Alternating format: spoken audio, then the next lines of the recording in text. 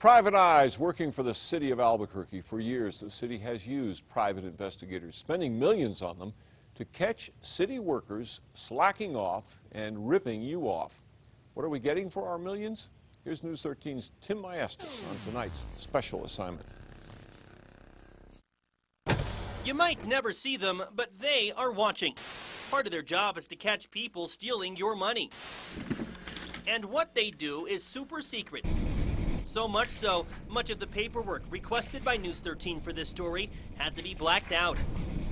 This 3-inch stack of invoices and the undercover video reflect the work of private investigators hired by the city of Albuquerque since 2010. According to the city's chief administrative officer, Rob Perry, it is a necessary expense. A large number of invoices. Clearly, they're very busy. Right. To the tune of more than $600,000 paid to 2 private eye firms since Mayor Richard Berry took office. The PIs serve the city attorney's office, risk management division, and the mayor's office. We try to make the best decision as far as what type of investigative services are required. So what exactly are these private investigators doing for the city of Albuquerque? Well, more than half of their work involves lawsuits filed against the city and investigating workmen's compensation claims. Sometimes, for example, spying on city employees who filed workmen's comp claims to make sure they're actually injured. But their work goes beyond that. Private investigators go to work when city employees are suspected of more serious offenses, like stealing city property. All right. Robert Caswell Investigations is by far the busiest firm when it comes to city business, taking in $3 million from the city of Albuquerque over the last 10 years. Sometimes you need to put equipment inside of a government building to find out who is involved in theft or misconduct or violence in the workplace. Investigators at RCI say they've earned their keep, saving the city hundreds of thousands of dollars through investigations like this. Undercover video showing a city worker driving a city dump truck pulling up next to private semi-trucks to sell the city's diesel fuel at a cut-rate price. That's a matching Maytag washer and dryer combo. Solid waste workers running an illegal business selling discarded appliances on Craigslist rather than taking them to recyclers who pay the city for the metal. I didn't know it was illegal. People said, hey, I'm going to smash it anyway. I was like, cool, I'll keep it.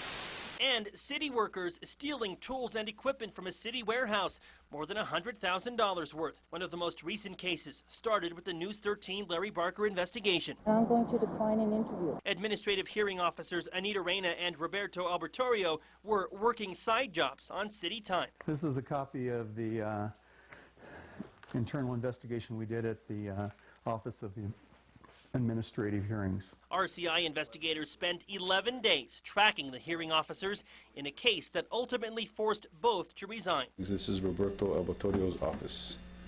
This is obviously not city-related work. We assigned investigators to go out there and conduct interviews and provide a report to the city administration. If the city did employ its own investigators, how many do you think would be necessary to carry out the work that these investigative firms are carrying out? Well, that's one of the important things is if you look at the numbers, the cost goes up and down in years. We did look at the numbers. Documents obtained by News 13 give a better sense of just how much work the PIs are doing. Each line represents an individual invoice for payment. But the city's CAO says it's hard to predict when or how much they will be needed.